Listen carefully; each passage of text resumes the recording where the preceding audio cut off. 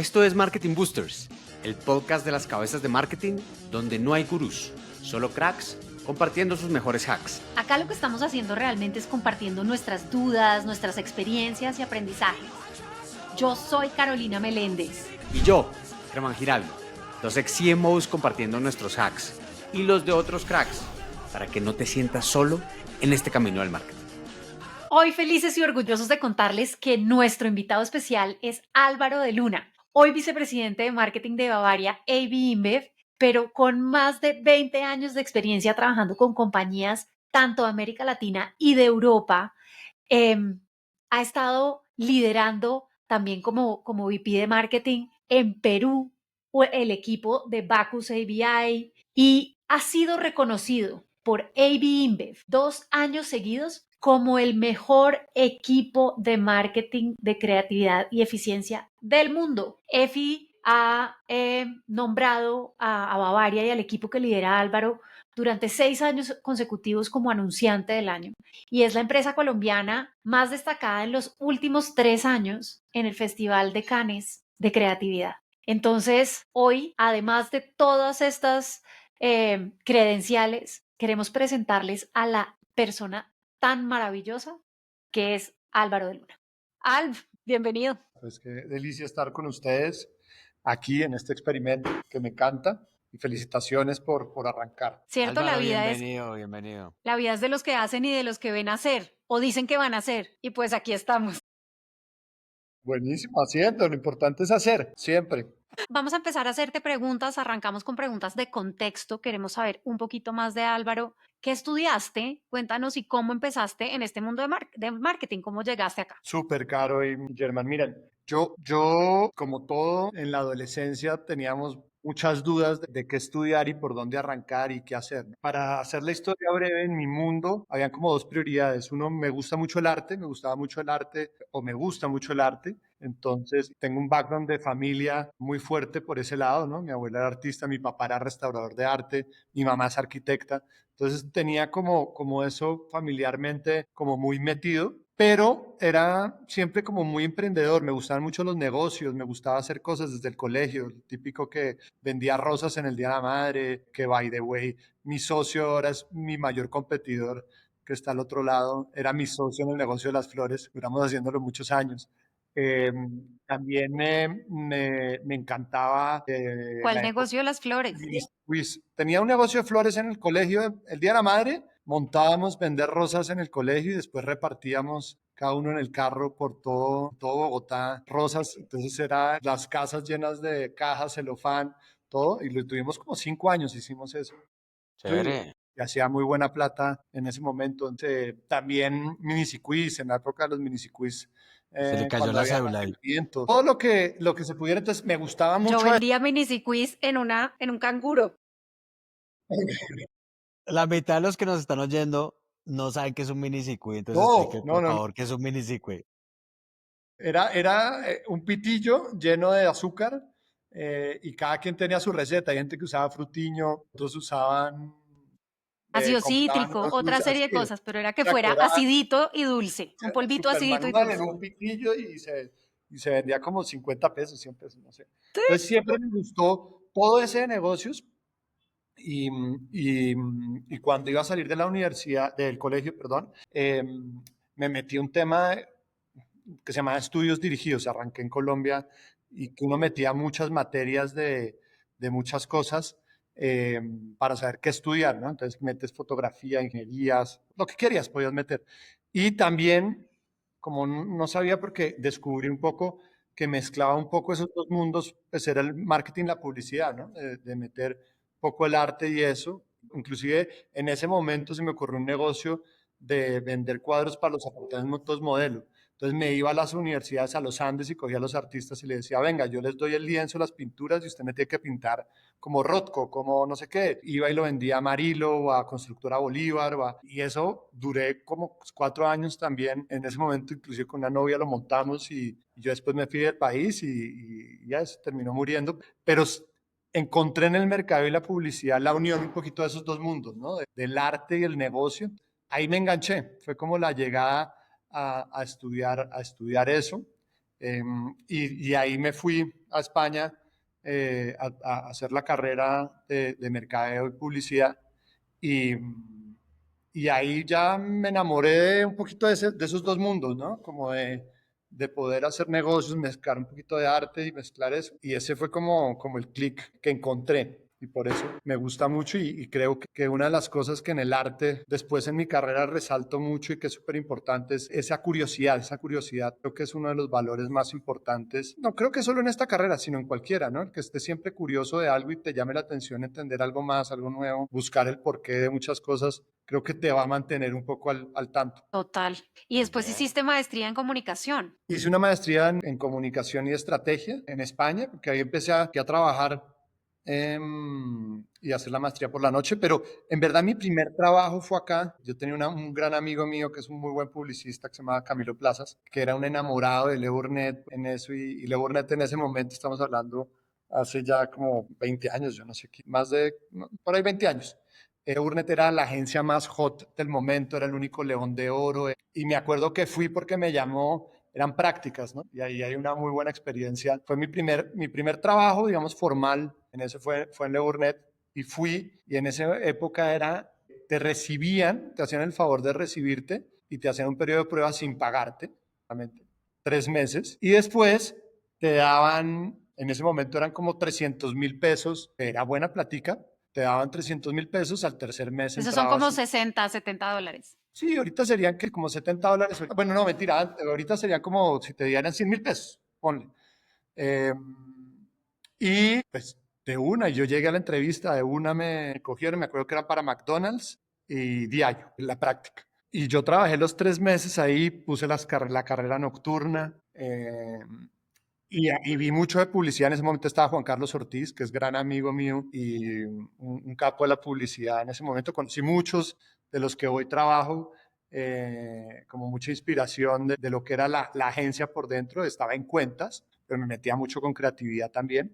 Y a los 3 meses fui por mi cheque, porque en esa época, así de viejo como el Miniciquiz, se cobraba en cheque, una ventanilla.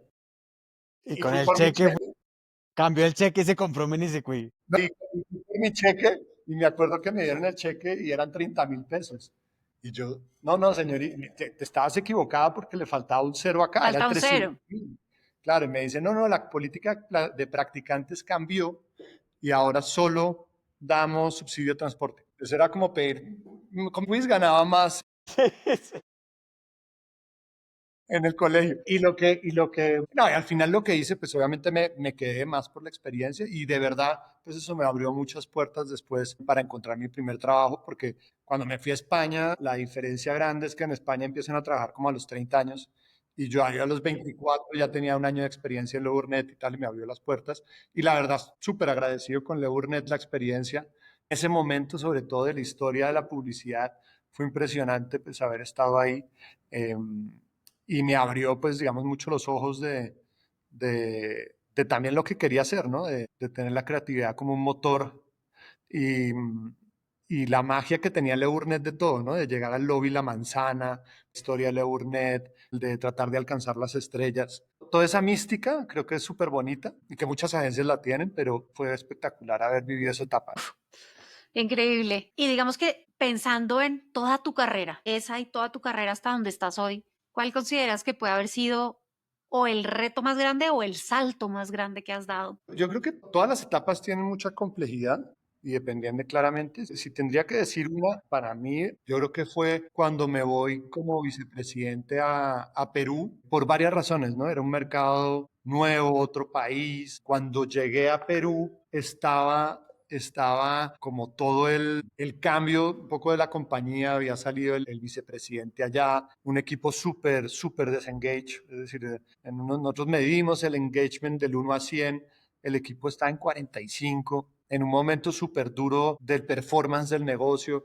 Y mi misión era tratar de cambiar y arreglar y transformar el portafolio, sobre todo, ¿no? Esa era como la misión, pero claro, uno siempre cree, o sobre todo cuando cambia, pues que va a ser más fácil, pero ahí lo que decía Germán, casi que la soledad, tanto de cambio de país como todo, fue súper fuerte, ¿no? Entonces, para mí ese fue el momento más duro de carrera, uno de los 6 meses más duros, porque mi jefe no se llevaba nada con el CEO, entonces cada reunión pues era bien difícil, pero fue espectacular, obviamente ya echando hacia atrás, creo que los retos más duros, como dice ahí el cliché de los marineros, no se hacen aguas mansas, sino en tormentas y tal, entonces creo que ese como que recuerdo como muy fuerte. Sí, sí, porque retomando un poco lo que conversábamos es, entre más arriba estás, entre más en la cima estás, hay menos oxígeno y uno se siente un poco más solo. Entonces es parte por lo que nace este espacio y por lo que nacen estas conversaciones y es cómo conversamos con las cabezas de marketing que a veces están remando muy solitas en ese proceso. Tienen equipos maravillosos, tienen una comunidad y una industria alrededor muy interesante, pero a veces nuestras conversaciones se quedan en lo que tenemos que hacer y esta se va como un poquito más a qué es lo que estamos viviendo como con nuestros retos en general. Pues tremendo ese reto. Sí, no, la verdad fue increíble, fueron 3 años ahí de darle la vuelta, de hacer cosas que yo creo que nunca voy a volver a hacer en mi carrera, de cambiamos todos los posicionamientos, ubicamos todo el portafolio, Visual Brand Identity de las marcas, cosas que salieron pésimo, cosas que salieron bien, cosas que siguen hasta hoy. Entonces fue como compactar una carrera de 10 años en 3 años, O años compartir. perro, como se dice en el viejo mundo. Año. Entonces fue bien challenging desde el punto de vista de negocio personal y todo ese tema.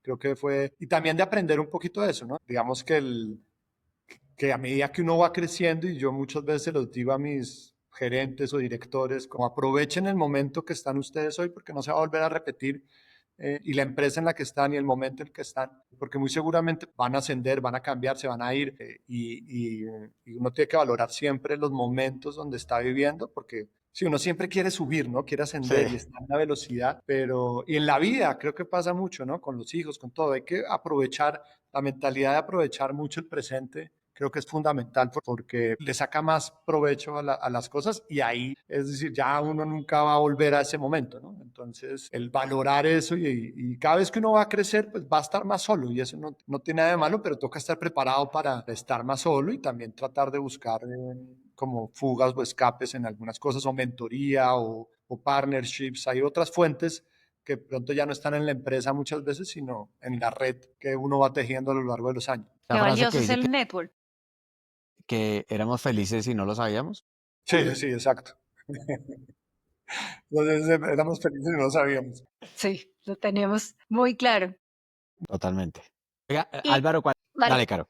No, le iba a preguntar, ¿cuál ha sido si uno puede resumir como la lección más tremenda más valiosa que usted ha podido entender liderando en el mundo del marketing? ¿Cuál sería esa lección?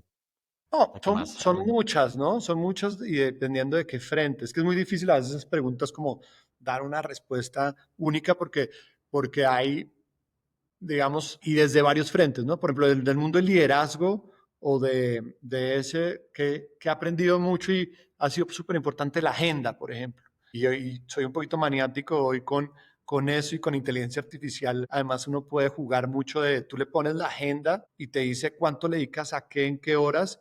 Y si tú cruzaras tu agenda con los objetivos estratégicos de la compañía o los tuyos, te puedas dar cuenta de la cantidad de tiempo que le dedicas a qué temas y si estás sobreinvirtiendo el tiempo, ¿no? Creo que ¿y eso la es en agenda, qué app? ¿Uno cómo hace eso? no, lo puedes hacer en ChatGPT. Tú le pegas el pantallazo de tu agenda y le dices, ayúdame, y si tiene el nombre, tema, él te lo puede clusterizar y te dice, mira, tuviste reunión con Booster, has tenido 5 o 6, te puedes poner las horas y tal. Pero digamos que en la parte, obviamente dependiendo, a medida que uno va subiendo, pues la agenda no es más libre, ni uno es más dueño de su agenda dependiente de la compañía. Obviamente uno toma decisiones sobre esa agenda y cómo quiere equilibrarla y cuándo quiere poner ciertas reuniones, pero se vuelve súper importante el manejo del tiempo en eso y uno no le dedica mucho tiempo a eso, así como la ¿cómo se llama? El aprendizaje financiero, finanzas personales, nadie tiene clases de eso y debería uno tener en la universidad siempre porque son los temas más importantes que hay. El tema del manejo del tiempo, manejo de la agenda, a mí ha sido como muy obsesión y he leído un montón de eso, de ese manejo. Ahí hay un primer hack. Me encanta ese hack porque es algo de lo que no muchas personas hablan y Es como en la vida personal, sus hábitos determinan su vida. Entonces usted dice, oiga, le voy a sacar un tiempo, 20 minutos todo el día a leer, o a meditar, o a hacer ejercicio. Y ese tipo de cosas de cómo usted organiza su agenda desde sus hábitos, es lo mismo que pasa en su agenda corporativa. En cuánto le está dedicando a eso y si esa agenda le está trayendo el ROI a los objetivos que usted está persiguiendo al final, porque pues, no, si usted deja que la agenda y la vida vaya en piloto automático, chao. Sí, no, Y y muchas como, veces no somos tan conscientes porque, claro, todo el Claro, mundo tiene la agenda y ve la agenda y ponemos, pero no cuantificamos la agenda ni el valor del claro. tiempo sobre las prioridades que uno va a tener. Yo eso lo aprendí de mi jefe actual también, que es también muy maniático con las horas que le dedica a qué, y también tiene su Excel, parte de la agenda de él con todo el mundo, y creo que, pues, se habla mucho de los hábitos, pero no cómo monitoreamos y cada quien tiene unos hábitos diferentes. Tampoco creo que uno tenga que despertarse todos los días a las 5 de la mañana a leer 6 libros y como ese tema que todo el mundo se mete, pero creo que sí es el valor de saber en qué pone uno el tiempo. y saber dónde lo pones tiene un reto enorme, que es el poner límites, saber decir a qué no. ¿Cómo has hecho eso? Eso es lo más difícil, ¿no? A veces de priorizar. Pero Ujú. cuando alineo, porque uno tiene varias agendas, las agendas de tu posición, de los objetivos, los targets, dependen de las compañías. En esta compañía somos muy obsesivos con los targets que nos ponemos. Entonces, al final esos targets son una prioridad. Y después tienes otras prioridades, también tienes otras prioridades que tú quieres hacer en eso, pero nunca deberían ir en contravía, pero no sé, yo quiero probar que quiero hacer algo con media y es una prioridad para mí. Entonces, ¿cuánto seguimiento le haces? ¿Cuánto le vas a poner? O quiero la integración comercial. Entonces, ¿cuántas rutinas de la integración comercial tienes si realmente estás poniendo el tiempo inicial? O quiero innovación, no sé, o quiero desarrollar un canal, no sé, dependiendo de las prioridades que tengas. Ahí al final sí hay que hacer un assessment o a mi equipo, cuánto tiempo le estoy dedicando al feedback o a las reuniones con mi equipo en el año. Entonces, todo eso, si lo puedes medir, y hoy ya se puede, pues es súper útil para darle prioridad a eso, ¿no? Y al equipo también, en qué tienes tiempo y en qué no. ¿Y cómo es la respuesta polite? Llega una persona con un proyecto que para ti es la 57ª prioridad a sacarte 3 horas de la agenda. ¿Cómo lo No, creo manejas? que, ¿sabes? Con lo más difícil para mí, y yo tenía una mentalidad antes de siempre contestar todos los correos y no decirle no a ningún proveedor, sobre todo externo.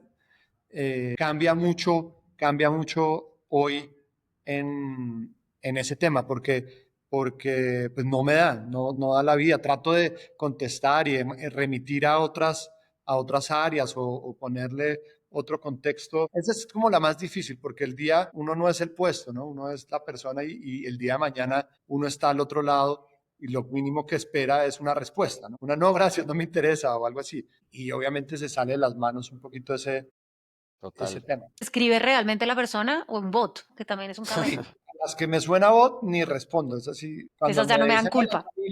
Hola Camilo, estamos Sí. Tal cual. y Hay una tengo un buena hack, también. voy a confesar otro hack que A tengo, ver, que en mi LinkedIn pongo otro país. Entonces no me encuentran, pero me llegan del otro país. Puestas todas,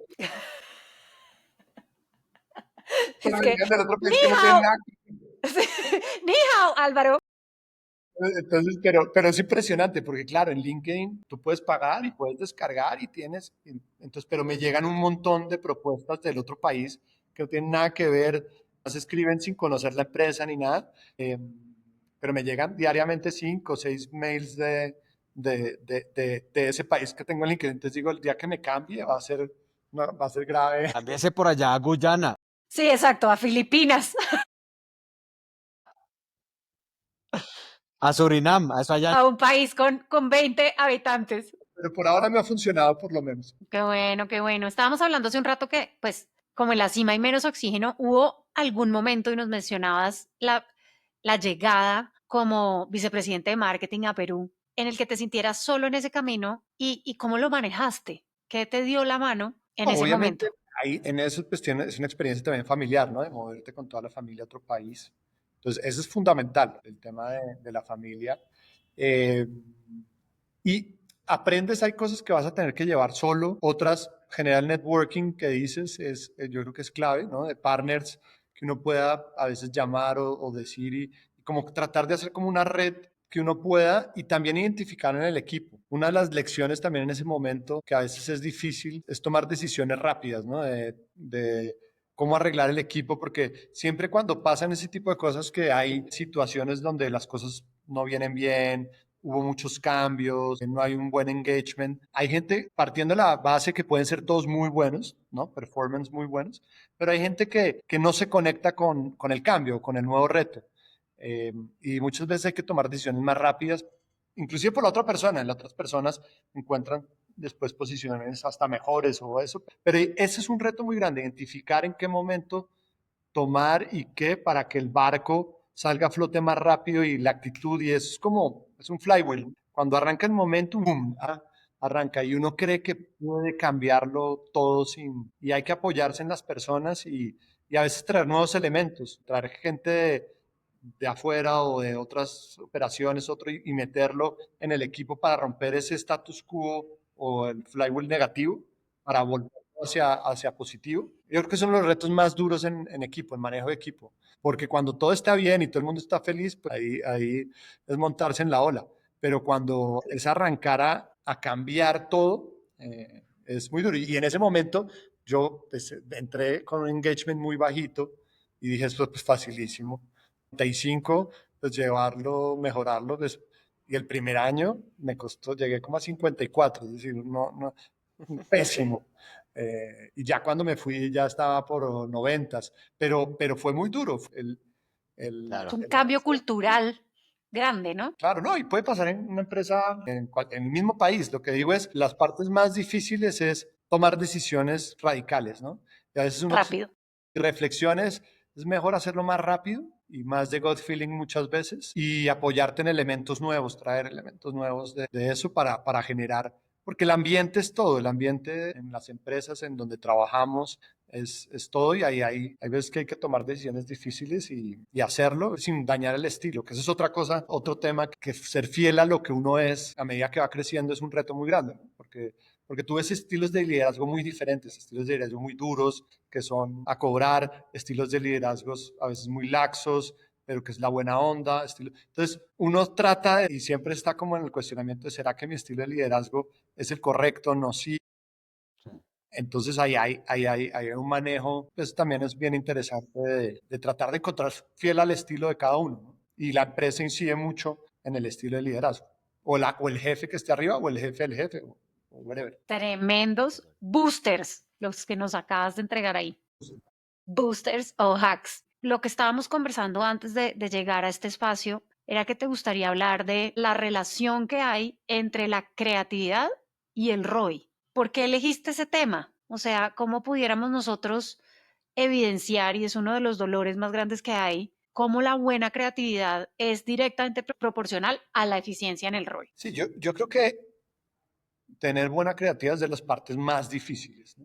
Pero cuando uno se sienta como consumidor, obviamente depende de muchas cosas, el objetivo de negocio, el objetivo de la compañía, pero en un mundo que cada vez es más atomizado, es decir, cada vez ya no tenemos un medio, con 3 medios llego al 90% de la población, y cada vez la personalización va a tener mucho más fuerza en lo que nosotros estamos viviendo. Cuando uno oye a los jóvenes, las nuevas generaciones que ya ni siquiera ven los medios tradicionales o ven muy poco, o inclusive como ven el fútbol ya no ven 90 minutos, lo consumen por píldoras y ya la manera de consumo de medios está cambiando y la gente busca entretenimiento al final, y nosotros también, con el tiempo que quiero dedicar mi tiempo a cosas que valgan la pena y no ver publicidad. Es decir, el mantra del 90% de los consumidores es yo no quiero ver publicidad. Total. A menos que quiera, estoy comprando un carro, entonces ahora voy a ver anuncios de carros, pero ni siquiera quiero ver el anuncio. Entonces yo busco más videos. Entonces el mundo está, y siempre ha sido, pero está cambiando y a medida que la personalización con la tecnología va avanzando, la creatividad se vuelve un motor súper relevante para conexión. Y no hablo solo de la comunicación, la creatividad es un motor al final de todas las áreas y todos los niveles para poder hacer cosas donde está hipersaturado todo, ¿no? Cuando uno se le inventa una idea de negocio, pues hay 30.000 haciendo lo mismo. Si hoy fuera a hacer minicircuit, seguramente hay 30.000 pero digamos que la creatividad para desmarcarse y para hacer algo que realmente la gente quiera consumir es fundamental. Y soy un fiel creyente de la creatividad, más allá de lo que la gente cree que es, o canes o premios, no, la creatividad como un motor de conexión. Porque cuando hay creatividad, y hay miles de historias, casos presentes de bajo presupuesto, de alto presupuesto, donde se vuelven culturalmente relevantes, es decir, hacen el hack al consumidor y la gente consume eso y puede ayudar mucho un negocio en las ventas o en el final, ¿no? Entonces, partiendo de ahí, siempre se podría hacer mejor las cosas con creatividad y es un ahorro de inversión. O sea que tú lo atas directamente a la efectividad de la publicidad o a la efectividad del marketing. Porque Sí, si logras generar esa conexión, pues yo voy a querer consumir tu contenido. No me va a parecer esa publicidad intrusiva, invasiva, harta, sino voy a poder crear ese clic que todos estamos buscando. sí, y a veces, mira, ir a la pepa y hacerlo de una manera directa también puede tener creatividad. Si yo quiero hoy día la madre a 2.000 pesos X producto, pues puede funcionar. No digo que no, al final es la publicidad, pero siempre si hay una buena idea acompañada de ser relevante en ese objetivo del brief, va a ser mejor. La excelencia ahí va a ser mejor y va a tener una eficiencia en el ahorro. Entonces, pero es las cosas más difíciles que hay, ¿no? Además, porque Entonces, debería ser consistente, porque tú puedes generar conexión con la campaña de hoy y no con la de mañana. Entonces, tienes que sí, ver cómo, a medida que vas refrescando tu mensaje, alineándolo con tu intención de negocio, sigues generando ese vínculo de entretenimiento, pero de conexión, pero de que realmente la gente se interese por el mensaje que estás dando. exacto, y auténtico y durante el tiempo, ¿no? Y es un poquito encontrar como los valores de la marca y ya después precisamente objetivos de briefs porque lo fácil pues es tener plata y hacer un mensaje directo, eso es fácil, eso es con plata, ¿no? Y al final lo puedes lograr.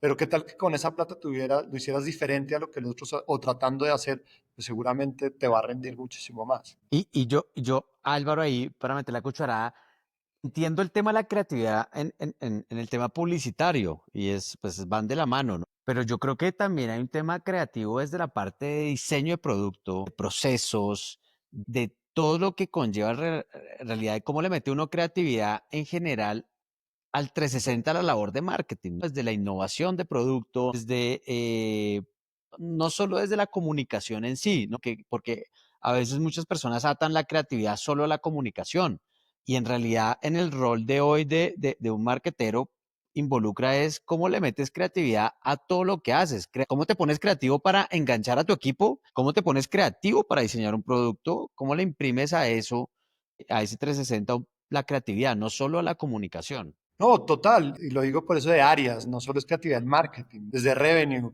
o desde la planta, pero digamos que una de las cosas más importantes de la creatividad es que la creatividad tiene una agenda, ¿no? Tú tienes que setear unas prioridades, entender qué es lo que quieres para que a la hora de pensar ahí, pues realmente sea útil. Entonces, hay varios ejemplos ahí que han sido súper interesantes de problemas que tenemos a la hora de tener cómo la creatividad los puede resolver de alguna manera. Entonces, no sé, por ejemplo, dos ideas muy pendejas que ganaron Cannes, pero más allá del Cannes, que nos ayudó en el negocio, fue nosotros tenemos el app de B2B, de atender, es el app, ya el 90% de Bavaria va a través de esa app. Y hacen puntos, como hacen puntos en, ¿cómo se llama? En En un loyalty cualquier program. programa de lealtad. Y uno de los pains es que la gente los use, los queme con esos puntos. Entonces, digamos que creativamente ahí pues funciona mucho. Es decir, tengo un problema de negocio que es quiero quemar más puntos, pero al mismo tiempo quiero ayudar a mis tenderos. Y ahí digamos que se conectó con el tema de un pain que los tenderos no tienen pensiones. Entonces, cómo esos puntos se pueden ir a pensiones que no tienen nada que ver con el negocio de cerveza. Y fue una Ok. manera muy bonita de resolver ese problema desde un objetivo muy concreto que era hago que los tenderos quemen más puntos. Entonces eso fue pensiones, pero si nos vamos al lado de mobiliario, de trade, no tengo plata para hacer el trade, el mobiliario que tengo, y alguien dijo, pero pues hay un montón de petacos por ahí, canastas de cervezas, usemos esas canastas para hacer mobiliarios. Es espectacular. ¿Y cuánto vale hacer una silla en un petaco, no, pues tengo que hacer solo el colchón encima de la silla. Y es un hacking súper bueno y me vale una décima parte y además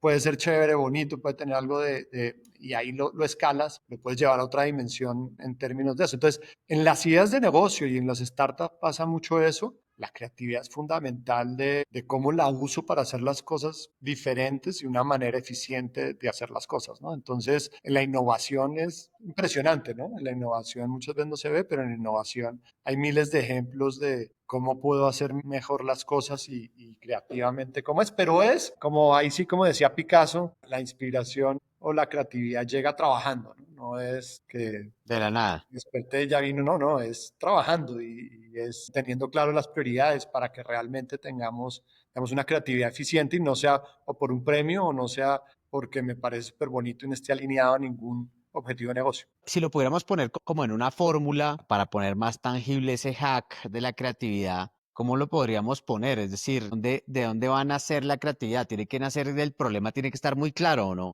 Exacto. Lo primero es tener el problema claro o el objetivo de negocio que uno tiene. ¿Cuál es mi problema? ¿Cuál es el objetivo de negocio que quiero? Lo segundo, para mí, lo que es muy importante es encontrar como las tensiones y las barreras. Ya tengo este problema de negocio o quiero este objetivo de negocio. Ahora entrar a la segunda, la fórmula, la uno es el problema de negocio, la dos es cuál es esa tensión o barrera que realmente hacen que no pueda llegar a ese objetivo de negocio o a solucionar ese problema de negocio.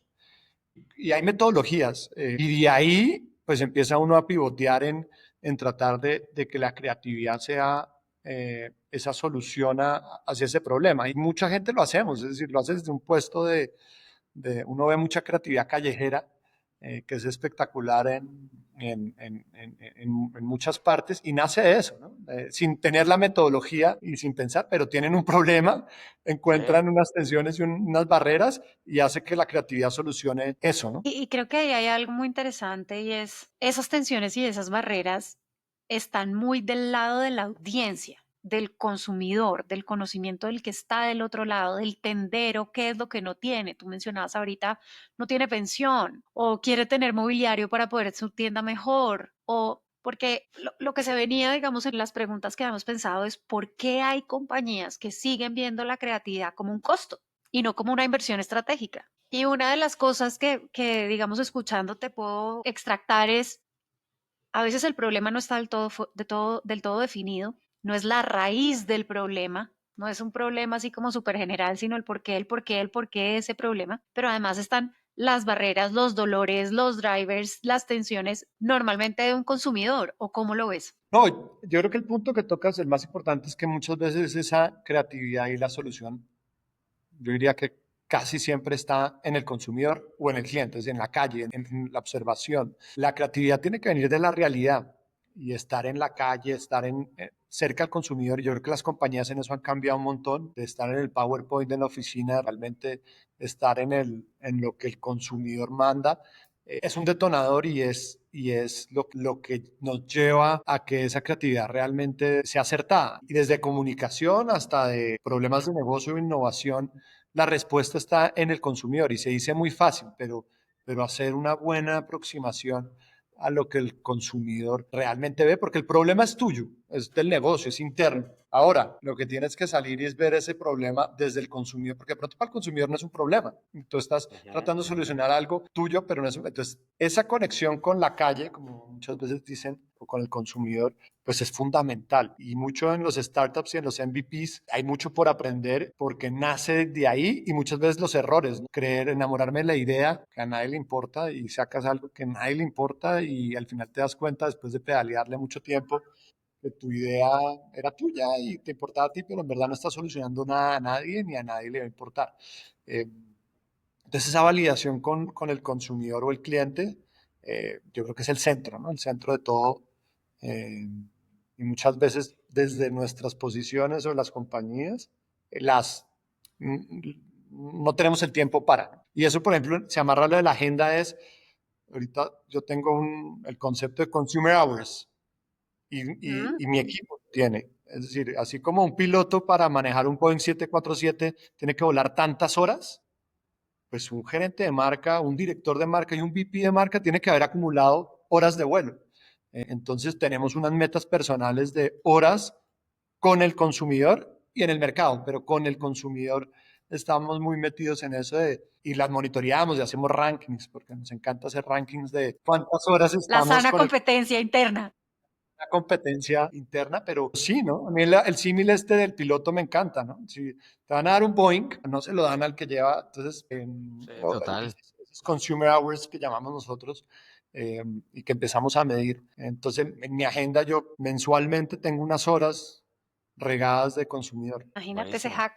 Y tú decías que las compañías han cambiado mucho y que cada vez tienen esto más claro. Desde nuestra perspectiva, me atrevo a hablar por los dos, desde lo que vemos a veces es, creemos que sí lo tenemos, pero creemos, no tiene tanta filigrana, no está tan aterrizado, sigue habiendo muchos gaps que cerrar en ese sentido. Mucho, No, es cierto. mucho PowerPoint hours. Sí, y yo creo que todavía, si lo volteáramos más, pues sería increíble, pero sí, el PowerPoint Hours bueno, hoy con ChatGPT, el de Amazon, de Papers, hoy sería más fácil. Hoy es más fácil. Me imagino los papers de Amazon todos ya con ChatGPT, pero era un hacking, ¿no? En ese momento, ¿no? Jeff diciendo que no había PowerPoint, era como eso. Me encanta. ¿Qué deberíamos estar midiendo para demostrar que esa creatividad impacta directamente el ROI? Mira, yo creo que la creatividad tiene que tener metodología. Entonces, digamos, en nuestro caso de ABI, pues ha sido muy consciente. Entonces, hay una metodología dependiendo. Vamos a hablar de comunicación, por ejemplo, solo de comunicaciones. Tú te tienes que empezar a medir, porque lo que no se mide no existe, ¿no? Entonces, ¿cómo mides que una creatividad es buena o mala? Digamos, puedes hacerlo por performance, por equity, por diferentes, pero lo importante es empezar a medir, tener un criterio de medición de creatividad, porque es un poco subjetiva, pero tienes que meterle una medición. Esto es empezar a cuestionarte tú qué nivel. Lo otro es entrenar el músculo creativo. Tienes que empezar a ver creatividad, tienes que estar curioso de empezar a ver qué hacen otros, qué hacen en otros países, qué hacen en tu país, qué hacen en la calle, qué hacen en el consumidor. Entonces, al final también es un músculo que se va entrenando. Y también apoyarte en los partners o en las personas que están de creatividad, ya sea in-house, ya sea externo, ya sea invitando partners o gente que pueda estar.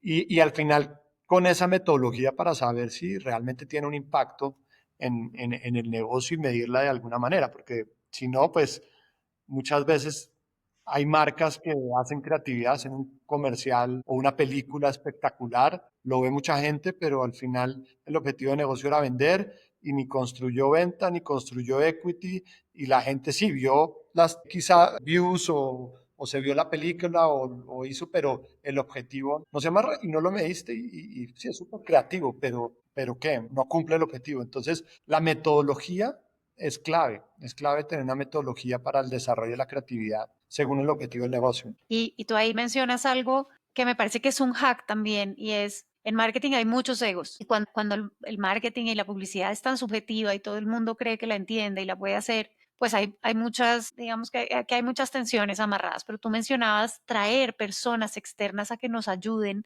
tanto a construir como a evaluar.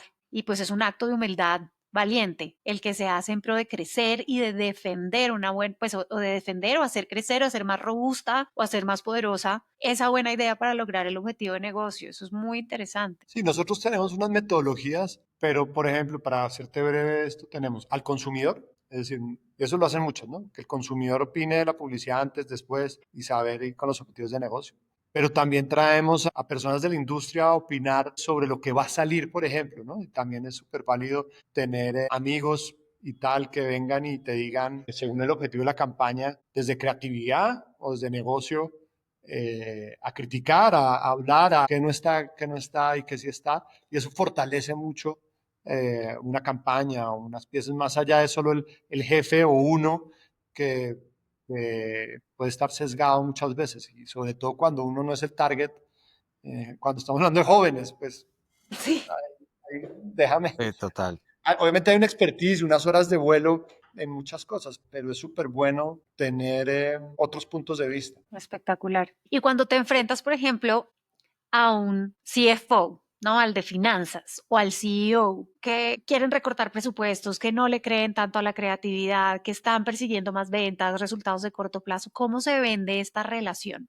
creatividad estratégica, efectividad, ROI. Cada compañía es diferente. Yo creo que los retos cuando digamos que yo he estado en diferentes tipos de compañías donde digamos que el marketing es el centro, es más fácil, ¿no? Cuando la marca, el valor de la marca eh, es lo que más vale en el consumo, es decir, sobre todo en una época donde los commodities y hard discounts y todo están generando mucho el pricing power. Es una forma muy fácil de decir, mira, esta marca tiene pricing power, yo la vendo por encima a este precio y la gente aún así la compra.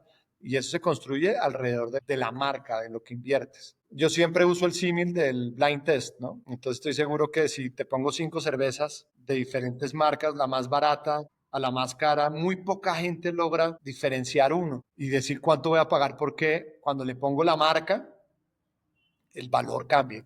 Y eso es como el asset más grande, ¿no? El valor de algo cambia cuando tiene una marca. Y ahí hay mucha inversión detrás. En compañías donde no es el centro, pues es más difícil, porque es más difícil generar ese tema, pero también se lleva. Al final, la decisión de compra es muy irracional. Tienes un tema de precio, sí, pero el precio es una variable. Entonces no te puedes quedar ahí porque si no, pues haces un commodity, una marca blanca y el día de mañana puedes vender muy bien, pero dependes de esa variable. Entonces la construcción de la marca es un activo intangible que de pronto es el más caro del mundo y el que más vale. Entonces construir eso tiene mucha cabeza, mucha inversión y mucho tiempo detrás. Y las grandes marcas logran sacar más valor por eso, al final, por un crecimiento orgánico que vaya más allá de la inflación y del precio, que logre sobrevivir a eso, lo hace con el poder de la marca, no hay otra cosa. Me voy a salir un poquito de lo que estamos conversando porque dijiste algo sobre lo que hemos debatido mucho y es las empresas que son marketing centric y las que no. ¿Qué debería ser si una persona que nos está oyendo y su empresa no es marketing centered?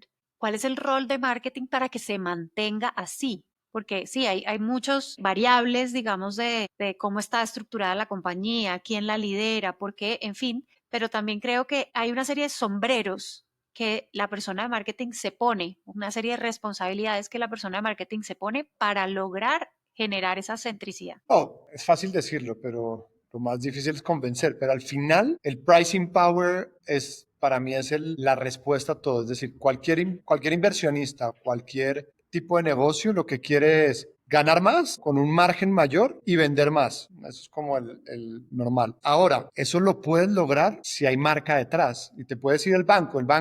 Un banco no es un marketing driven, pero si tú ves estos new banks que van saliendo, son full marketing. Al final puede que no lo veas de esa manera, pero te está dando una experiencia, desde la experiencia te construye un imaginario de marca, claro, te da más rentabilidad, rompe el status quo. La propuesta de valor es algo que uno se tiene que preguntar siempre, si tiene propuesta de valor el producto La que estás imagen, el vendiendo. nombre, los colores. Entonces, claro, lo importante es la rentabilidad, el tema financiero detrás, pero para el consumidor, porque al final todo va para personas. Entonces, las personas se mueven por funcionales y emocionales. Cuando es netamente funcional, tú capturar precio va a ser muy difícil, es decir, porque es netamente, no hay lealtad, cuando le metes la emocionalidad y empiezas a hacer ese mixing y ese valor equilibrado, ahí empiezas a tener digamos que un brand love y un retention de consumidores y digamos en el e-commerce lo puedes ver súper claro y empiezas a jugar en eso, ¿no? Siempre va a haber alguien más barato que tú y tú tienes que tratar de ver en qué escala estás de esa pirámide, si eres el challenger y vas a hacer precio, o si eres el que ya tienes el equity más grande.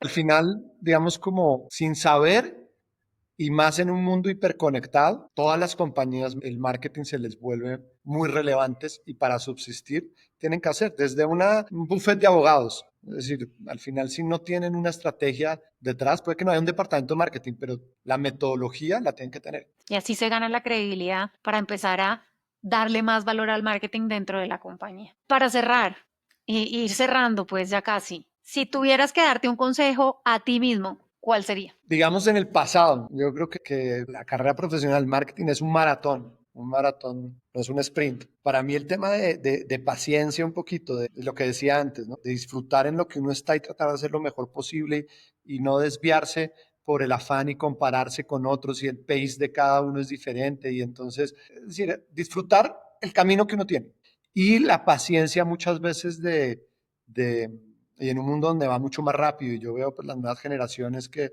están 1 año, 2 años en una posición, quieren mover, la velocidad es otra dependiendo de los objetivos personales de cada uno.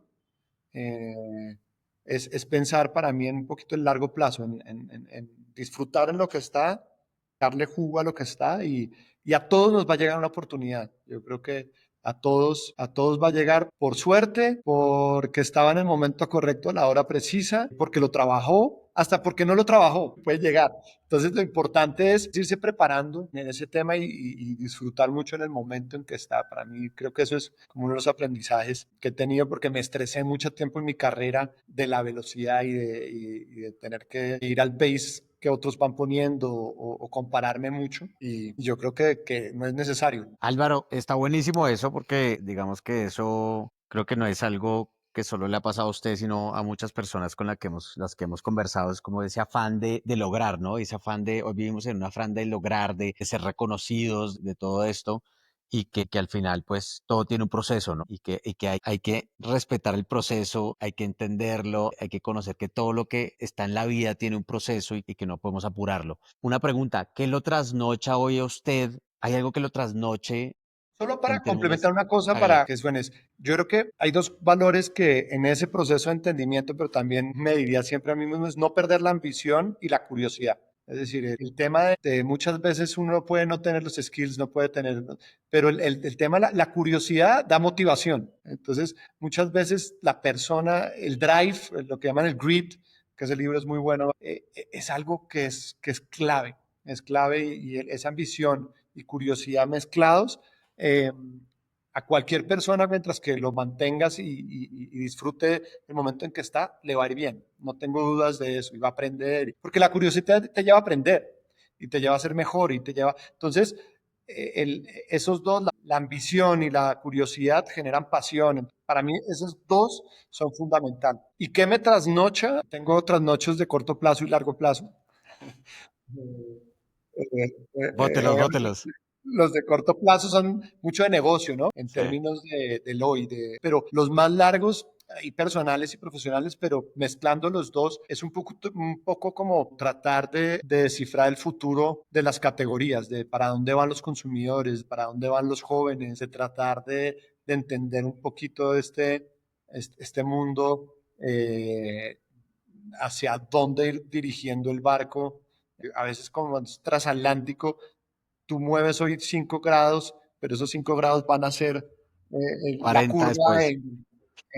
después. Entonces, el pensamiento de para dónde van las cosas me trasnocha mucho en pensar como what next, ¿no? Y yo trato, sobre todo en los ciclos, de poner como, y me hace fácil los primeros 3 años, ¿no? El primer año setear el objetivo, el segundo año empezar, el tercer año ya ver si se cumplió y recolectar y ajustar, ¿no? Y depende del stage que esté. En la nueva fase también me trasnocha, debería coger. Más con tantas marcas líderes que tienes es que inventarte el camino. Sí, pero y ver siempre más allá de la categoría, no es cervezas, sino entender un poquito más eso es algo que me gusta, pero me trasnocha positivamente. Y la familia, los hijos, ¿qué mundo va a quedar o qué mundo estamos dejando ya cuando uno va volviéndose más viejo, ¿no? En eso. Entonces, Total. también. Eso es otro máster.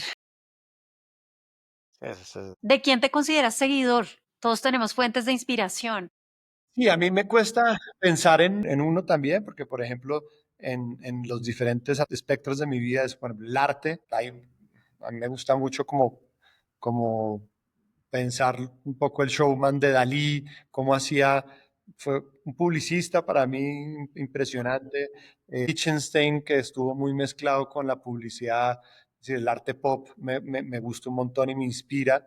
eh, y miro esos tres, siempre no me canso de leer, de ver y donde haya algo de ellos, verlos porque me inspiran un montón el trabajo detrás. Pero desde el punto de vista de negocios, digamos, hay locales que digamos, David Vélez de Newbank, me gusta mucho como lo que han ido haciendo, entonces me Crack. concentro mucho también ahí en finanzas personales, por ejemplo, con Pablo Zuluaga últimamente lo estoy viendo muchísimo, que es un tema que uno no maneja, pero soy súper apasionado de las finanzas hoy en día, ¿no? De ver compañías, la bolsa. Entonces tengo, por ejemplo, algunas que me inspiran mucho, ¿no? BlackRock o inclusive compañías como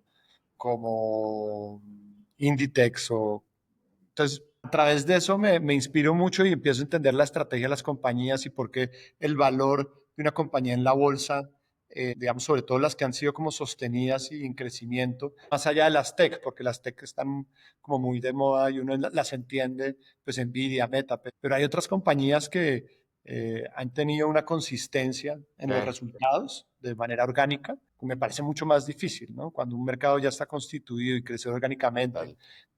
Por ejemplo, uno de nuestra Coca-Cola, ¿no? Coca-Cola, pucha, uno dice el azúcar, ¿cómo estarán pensando? Y me inspira un montón ver eso y leer sobre eso. Y son compañías, digamos, muy exitosas, ¿no? Más que personas, obviamente, lo típico, Steve Jobs y leer a Elon Musk a veces y tal, pero me gusta más ver como las compañías, como lo que hay detrás y las estrategias, cómo van cambiando y eso cómo está amarrado al valor de la acción o de los dividendos o de la utilidad y cómo han logrado. Creo que esos dos mundos a mí me apasionan un montón. ¿Y qué te gustaría oír de pronto de un hack o de qué ha hecho otro CMO o otra cabeza de marketing? No, yo creo que de cualquier persona es súper interesante oír, pero sobre todo de categorías bien diferentes, ¿no? Creo que en esas comparaciones y un poco lo que les decía de mirar compañías exitosas fuera de la categoría que uno maneja, ¿no? En términos de, por ejemplo, Inditex, ¿no? Cómo ha sido ese viaje de Sara con un marketing totalmente diferente. Entonces, y puede ser una compañía pequeña también, cómo hacer marketing en otras industrias eh, y los retos que cada uno tiene. Es súper inspirador viendo desde otras perspectivas. Y eso es un poco también lo que siempre le digo a mi equipo, ¿no?